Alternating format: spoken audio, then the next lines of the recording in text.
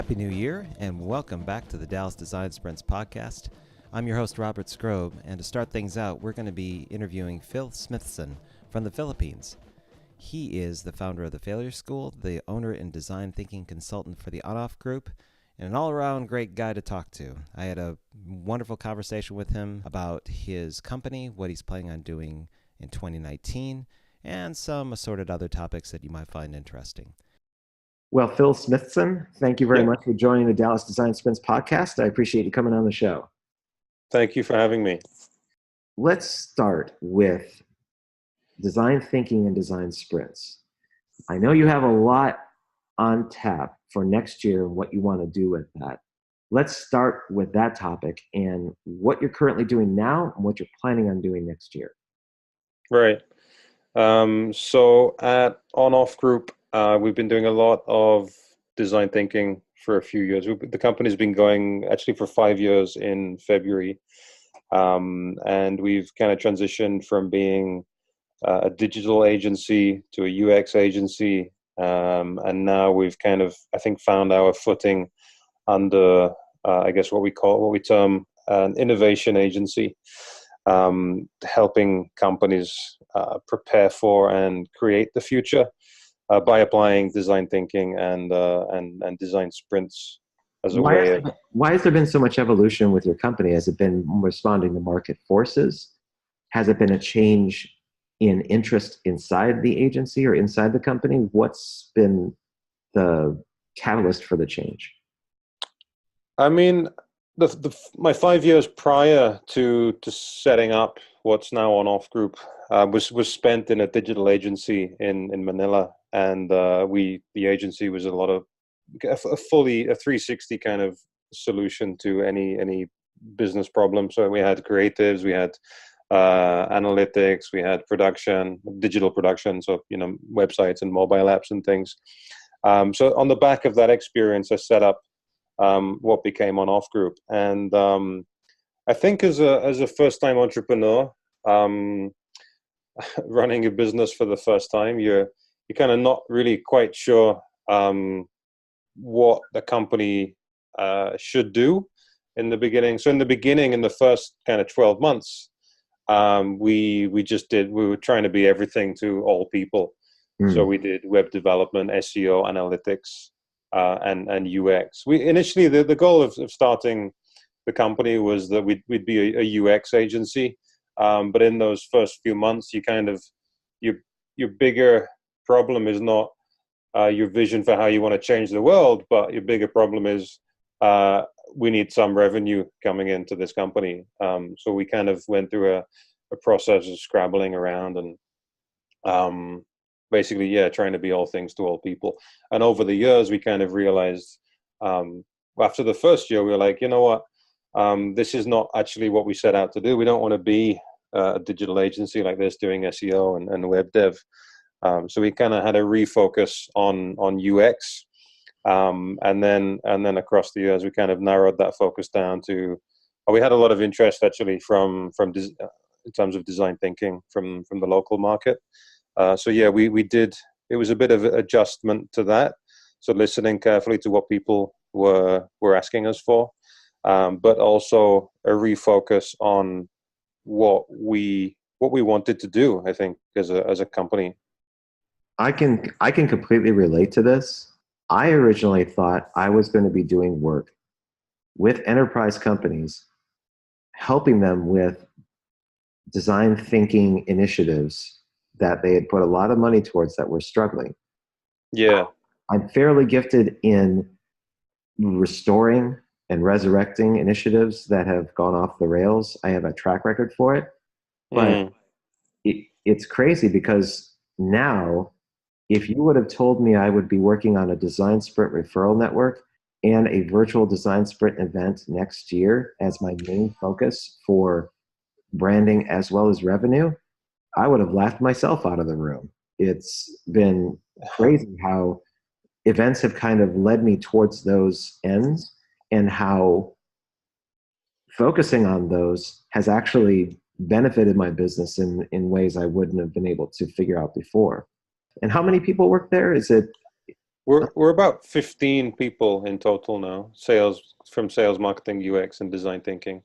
Do you find that from a business outcome standpoint, design sprints and design thinking is much more lucrative or more promising than other avenues that you could consider?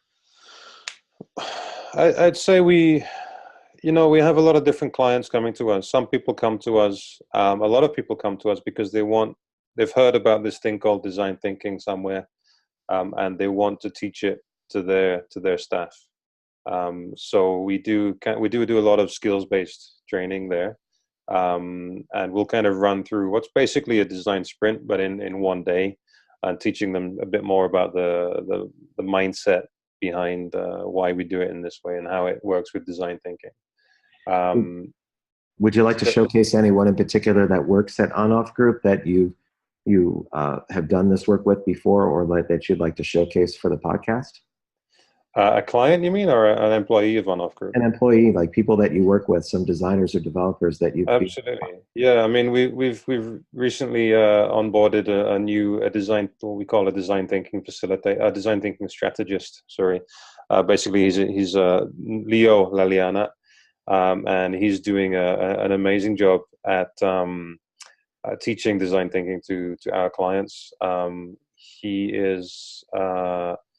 He's late 20s, and he's got a lot of experience now with such a wide range of clients, from insurance companies. He's done work with the government now, and it's really impressive how he's taken to this role.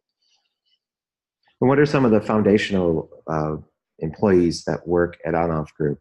People that you've counted on for the tenure of the company, or that people that are central to its success beyond yourself, of course, but who else do you work with that really brings things to a new level?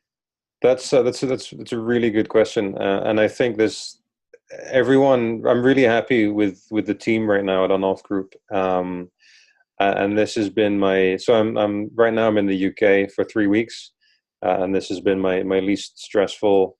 It's at least been my first 3-week vacation in a long time, and the least stressful vacation, because I have such a good team. So we have a really good admin side who takes care of all the bureaucracy around working in the Philippines and government stuff. That's Name. She kind of does a good job in making sure that all the stuff behind the scenes is running smoothly. We've got J-Cell, who's in charge of making sure all the workshops are prepared, all the materials are ready. And if you have a workshop that day, that if you go to the office, there's going to be a little bag with your name on it and the client's name on it and a list of all the materials, and you just come in, pick up the bag, and go to the workshop and do your stuff. So as a facilitator of workshops, it really takes a lot of the stress away from you. And then on the other side, we've got a sales and marketing team, which is running really well. And this is Mark Vernica and Diren Danani. They are both ex-ISECers. If you know about ISEC, ISEC's a group where students at university they join this group, and they tend to get a lot of exposure to businesses through being in this group, and they come out of their university course being very mature and having a lot of business experience. We've also got Siege working on the marketing as well, Siege Franquera, and she works closely with Mark and Diren, and they're very autonomous, which is really, really good for me. Makes things very easy. I just kind of set direction. And these guys are so hungry, so impatient for success. I feel they have a low threshold of a low bullshit threshold, basically, and they just want to get things done. And it's really refreshing having them on board. So now when a lead comes in, for example, from the website, it's no longer me being the first point of contact. These guys pick it up, Mark and Diren, and they go and they do the sales presentation. and then they just set everything up without really having me involved that much, and that's really helped me get above the. I'm still trying to get above trying to get to the kind of strategic level. As I'm sure you know, our role is to kind of set vision and strategy for the company and work on that. And if we're working on the day-to-day details, then we kind of we lose that vision, or that macro view that we should have. Correct. Yep. You only have so much time in the day, and it really comes down to Exactly. prioritizing what absolutely needs to be done. Yeah, exactly. By the way, I will put a disclaimer in for anyone that in the on-off group that does happen to listen to this podcast in the future. I put Phil in a bit of a spot just because when I asked him to highlight some people he worked with, doesn't mean that everybody else he didn't I haven't finished yet. wasn't as special. So I'm not expecting him to do a roll call. It was just an interesting conversation to have on the podcast. I do have to mention Casey, though. Casey Shiroma, who's stepping up, and she's doing an amazing job as well. And she's in the same kind of, she's an ex-ISECer as well. Got the same mindset as Mark Duran and Siege. Impatience, desire to do things properly, very analytical. And she's a key part, Casey's a key part of our team going into 2019. And then, yeah, shout out to all the UX team as well. Alan and Naomi, and everyone else there. All right, great. So you think you covered it? Thank you for that disclaimer, though. Yeah. I realized halfway in, I thought, oh crap, I'm having Phil talk about everybody he works with, and if there's that one person that he doesn't say, he's gonna hear about it after the new year, going, "Yeah, Phil, listen to that podcast," and wondering what I need to do to get on your radar. So, oh, I'll try to modify that a bit when future podcasts so that I don't. You have a company of 300 people. Tell me the top 10. Start that problem from happening. Let's go into the IdeaSpace Foundation. What is it like mentoring, and who do you mentor? I do my own mentoring in with different organizations, but I'm wondering for the IdeaSpace Foundation how that was set up, what's the story behind it, and what really appeals to you about the mentoring you're doing there. So the IdeaSpace Foundation is a foundation of a large group of companies in the Philippines. And they help early stage startups they give them money to develop their idea. They don't take any equity. So if you can get in the program, you basically get cash funding, and you also get access to mentors. So I'm the design mentor. We also have there's a marketing mentor, there's a legal mentor, there's a team mentor, an HR mentor. There's probably, I don't know how many mentors there are at IdeaSpace, but there's probably a good 8 to 10, I suppose. And what's interesting there is that what I like about it is just kind of, I get to help people, I guess I wouldn't be in contact with otherwise. I think as a mentor,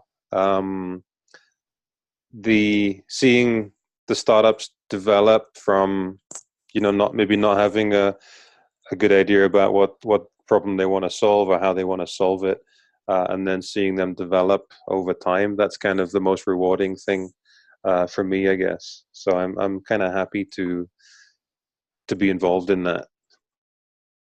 How long have you been doing this mentoring for?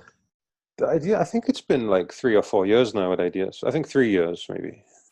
Do you still keep in contact with a lot of the folks that you mentor? Yeah. I mean, I wouldn't say direct contact, but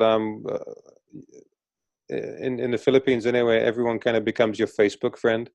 So it's really good to see how they develop over time. One that stands out is a startup or a company called Investagrams, which is run by JC Bizna. And I remember doing some mentoring for these guys a couple of years ago. And they've really gone from strength to strength. They're trying to make the stock market easier for Filipinos to invest in by teaching them how to invest. And they seem to be very kind of selfless in that vision. They seem to be genuinely in running this thing to make people's lives better, which is a refreshing. It's a refreshing kind of mindset to be close to. I'd like to see more of that personally. Mm. That are less oriented towards greed and more about the common good, knowing that you still need revenue to keep the lights on and feed folks, but less about the dominance of the dollar or the commerce and more about the social good that something that you do can bring. And hearing that story is really encouraging. Speaking of social good, there's another one called Cleaning Lady, which is just it's a social enterprise that connects people who can clean condos and houses to people who are looking who have a dirty condo, basically. So this cleaninglady.ph is the people that I use now for cleaning my condo, and I mentored them. They were from IdeaSpace as well, and they take maids or cleaners who were, I think they're in a program called Gawad Kalinga GK, which helps. It's a Philippine-based poverty alleviation and nation-building organization, and that's kind of this. I get the feeling this is not really about making money. It's really about helping these people earn in a way they wouldn't have been able to earn otherwise. And the service is really fantastic as well. And it's really nice that when you mentor a startup like that. I remember helping them with the customer journey mapping 2.5 years ago, and to see where they are now, it's really rewarding for me as a mentor. How much time do you usually take to mentor from month to month? It depends on their needs and where they are in their idea, and how. Because some startups, they will, a lot of them fall by the wayside. With Cleaning Lady, I remember spending quite a few hours with them from week to week. So I guess on a month basis, because right now we're between programs for IdeaSpace. The program usually runs for, I think, about 4 months of the year, and then the rest is kind of advertising the program. And getting people involved. So right now, IdeaSpace is looking actually for startups to join the next program, which I think the deadline for submissions is January for the first batch. Do they do that yearly, or is it? It's yearly, once a year. So I think at the beginning of every year they start a new program, and I think they've been going. I think IdeaSpace has been going for 5 years. Interesting, and this is based in the Philippines, correct? Absolutely, yeah. So I've got another small business, I suppose now, called Learn Tagalog Fast. So Tagalog is a dialect of Filipino language. It's the main dialect spoken on Luzon Island, which is where Manila is, and this is the most common way of communicating in the Philippines.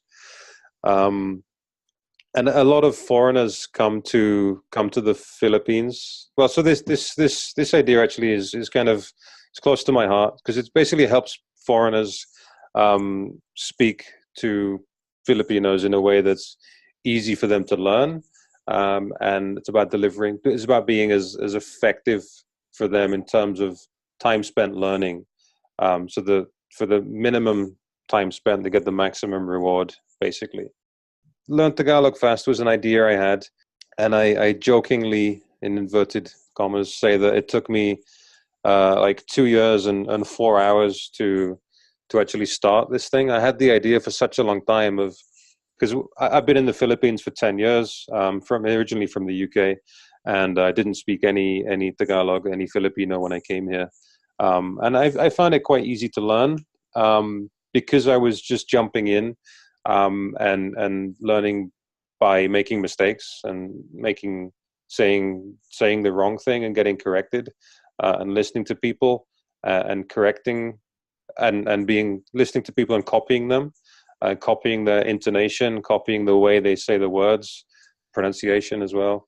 And I loved it. And I recognize that a lot of other foreigners who come to the Philippines didn't have that experience. They were kind of a little bit more shy, I suppose, to get involved. And they didn't have the same. I feel like speaking Tagalog in the Philippines unlocks a different level of experience. Because you can connect so much better with people it's the same in any country, if you can really speak their language and you start to understand how they think and you start to understand their culture more. But in the Philippines, you can get away with speaking English in Manila, certainly. And it's fine. But I really feel, I feel that, learning Tagalog and Filipino helps you really connect in a different way. So I had this idea in my head of, you know what? I should make a program. I should put these things I've learned into a program. And for 2 years, I had this idea. And for 2 years, I was kind of second guessing myself and saying, yeah, but that's not going to work. Nobody would be interested in that. And then after 2 years of having this idea, I just got sick of it. And I went to a cafe. And I sat down for 4 hours, and I wrote a 5-day email program. So every day you'd get another email lesson of what I felt was the most kind of impactful, powerful phrases, I suppose, in Tagalog. So I sat down for 4 hours. I made this really basic 5-lesson program. I got the domain, learntagalogfast.com. I bought like a really basic HTML template for $5 and customized it, uploaded it, connected the whole thing to MailChimp, put the 5-day email program into MailChimp, and then I shared it on some expat Facebook groups in the Philippines, and got some really good feedback. And I got a lot of people to sign up, and then it kind of developed from there. But what annoys me? It's not annoying, but is that I had this idea for at least 2 years, and I didn't act on it because I think ultimately it's because I was scared of what people would say, and I think ultimately scared of failure, which is a shame that I spent 2 years with this thing and didn't develop it because I was not confident enough to take the first step. You say that learning the native language gives you a different perspective you normally would if you didn't. Yeah. So this is something you promote with this service. Can you speak from a personal experience standpoint on how learning the language has changed the dynamics for you in engaging the local culture? I think it's really just a case of it helps me much better understand the people I'm working with. And for example, if I'm running a design sprint or if I'm running a design thinking workshop, then it just gives me another level of being able to connect with the people who are in the training. It helps me bridge the gap, I suppose, from being a foreigner from a different culture into something that kind of helps me be connected with them much better. I was about to go into failure school, which is another topic that I'd like to talk with you. I was going to tell you I'm an honorary member of your school, whether you knew it or not. With as many things as I've tried and failed at over the years in my experience being a coder, a designer, owning businesses twice over, friendships across the board. So depending, I guess, on context, I'm an honorary member. But you set up failure school for a particular reason. Why don't you go into that? Yeah, so I set up failure school because, I feel like the story behind Learn Tagalog Fast is really the principle behind it is it's design thinking for me, and design thinking is about overcoming this fear of failure and in showing your work early and getting feedback from the people you're designing for, and then iterating the idea. And so many people are not comfortable with that. So for me, I take these, you build something, you show it to someone. It's a mini experiment. If you get it wrong, it's fine, and you have to continue. It's not a failure necessarily if you did the wrong thing. But a lot of people don't like that. They don't like that iterative approach to design. And I wanted to teach that to kids, really, because it comes from doing so many design thinking workshops and seeing that people who are 25, 30, 45, 50 years old are scared to fail. And knowing, though, that when we're kids, when we're very young, we're not afraid to fail. And something happens as we go from being a kid to being an adult. We go through educational system. We come out the other end, and we're scared to fail, and we're scared to experiment. And I feel personally that design thinking really helped me come out of my shell a lot. It gave me a mindset, a different way of viewing the world, I suppose. But I didn't get it until I was in my late 20s, at least. And I think it's such a shame I didn't discover it earlier, because I wonder what would I have done if I'd known about this thing when I was 20, when I was 15. God, that was a long time ago. How different? I don't regret it, but I ask myself, how different would my life be if I discovered this thing earlier? So the failure school is kind of made for my younger self, basically. And I have who's a son called Luke, who's now 4 years old, and I see a lot of the things that I had in him, and I want him to discover what I learned at a much earlier age. So I want him to learn about design thinking and that kind of stuff. So the failure school is about teaching kids what the design thinking process is, what it means to fail early, to experiment, to learn, to go and speak to people and find out about a real human problem, to understand that as an individual you can come up with solutions to real human problems if you get comfortable with failure and with experimenting. So how would you approach this process with kids, specifically with, say, 5 to 7 year olds, like you had suggested? Well, my idea, we've done a couple of runs of the failure school. The first run was with 11 to 18-year-old kids. And my big idea was that, because when you're 11, if you or younger, if you fail, if you make a mistake, in most cases, that's not going to be a life-changing mistake. But when you get to 30, 35, the mistakes can be maybe get in the way. Life gets in the way. You've got family and stuff that's going to weigh you down. But so the big idea was that kids go through the failure school multiple times. By the time they're 18, they graduate, but they finish. They graduate high school or whatever, having experience with speaking to people, learning about a problem, and going out into the world and trying to solve it. And if they've been through the failure school, 2-3 times a year, for 7-8 years, solved 24 real human problems, spoken to 150, 200 different people to learn about problems, then I think you're in a much better position when you're 18 or 20 or 21. If you have that as an experience, you're in a much better position to go off and really do what you want in the world, and not have to necessarily get a job, but understand the power, I suppose, that's inside of you, that you can and understand the value you can bring to the world. It's about getting, I suppose, life experience much earlier than otherwise. So we haven't yet approached it with kids as young as 4 or 5 years old, but I'm hoping that 7, 8, 9, 10-year-olds could come into this.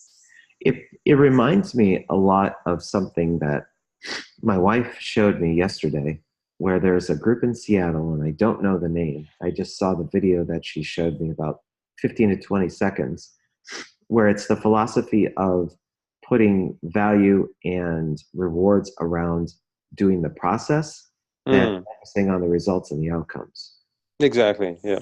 So you're rewarded by going through the motions of something that you want to do, knowing that you may go in a different direction entirely because you have new information at hand.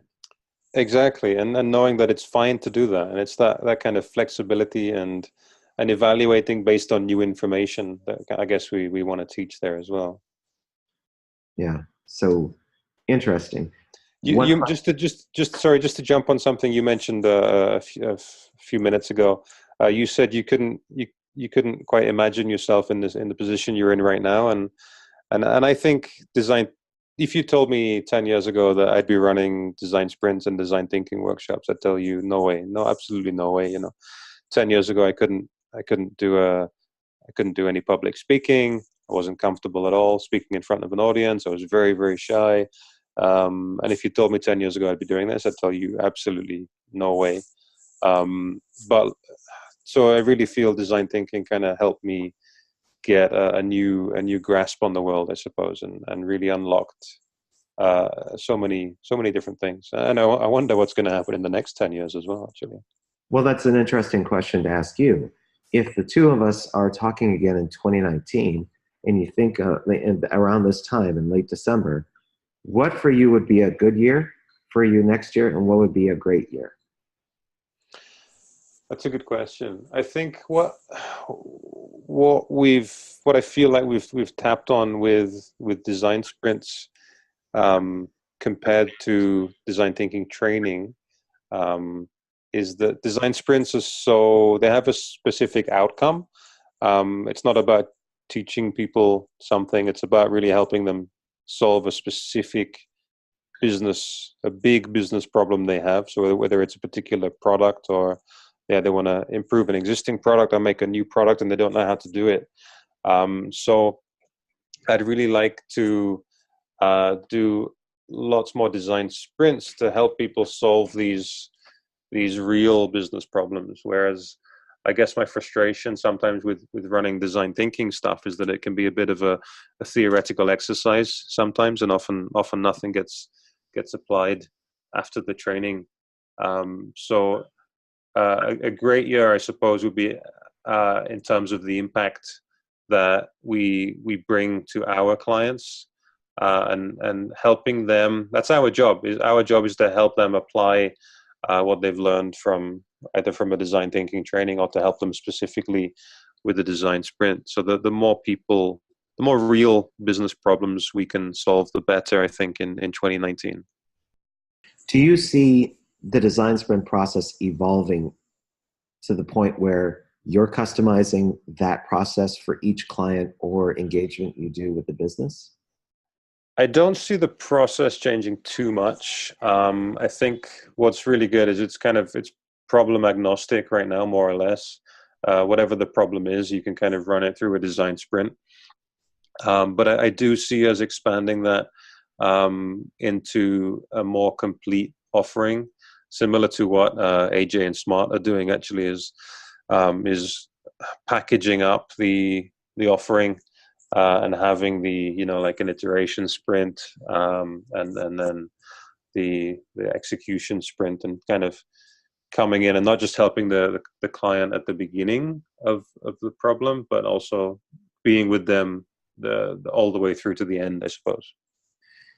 How are you planning on marketing your various initiatives next year? What do you tend to gravitate towards?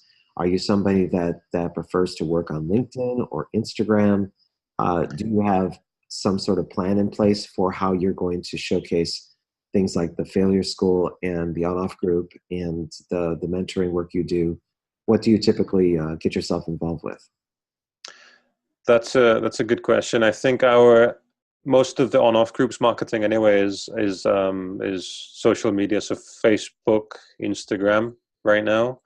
We're looking at getting into more video content, and we kind of took our first few micro steps in that in the last couple of months. But video is going to be a key part of our strategy for 2019, and trying to play the long game in terms of attracting people and marketing our services. So will be kind of, I suppose it's looking at things like building our brand and making ourselves more transparent, sharing, who we are, what we do more, I guess being more authentic with the audience.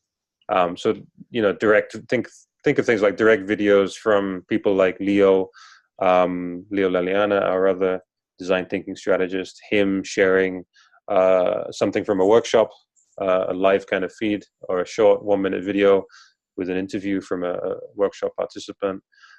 Think about Mark and Duran, the sales team, sharing similar stuff from sales meetings, sharing reflections on what it's like to sell design thinking, design sprints, what problems it solve, what kind of clients we meet.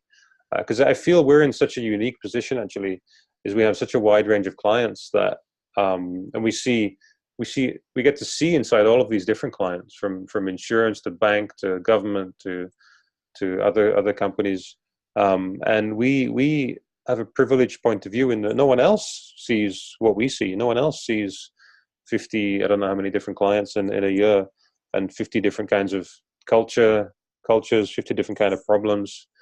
So we're in a unique position, and we want to share that in 2019, is share what we've learned from that, I think. So Phil, if people want to go online and check out what you're doing and what you have planned, and basically get updates whenever something comes online, where should they go? They should go to our Instagram page and check out our Instagram stories, on-off group on Instagram, and also on-off group on Facebook. And for those people that want to volunteer for the Failure School or be honorary members, where would they go for that? Failureschool.com, thefailureschool.com. Awesome. All right, Phil, I appreciate your time. Thank you very much for coming on the show, and I hope you enjoy the rest of your week. Awesome. Thank you very much for having me. Appreciate it. Thanks again for listening to the Dallas Design Sprints podcast. If you have a question or comment about what you heard on today's show, email me direct at robert@dallasdesignsprints.com. You can also find me on Facebook, Instagram, LinkedIn, and Pinterest. Just do a Google search for Robert Scrobe or ask a friend and see if they know. Thanks for listening. Talk to you next time.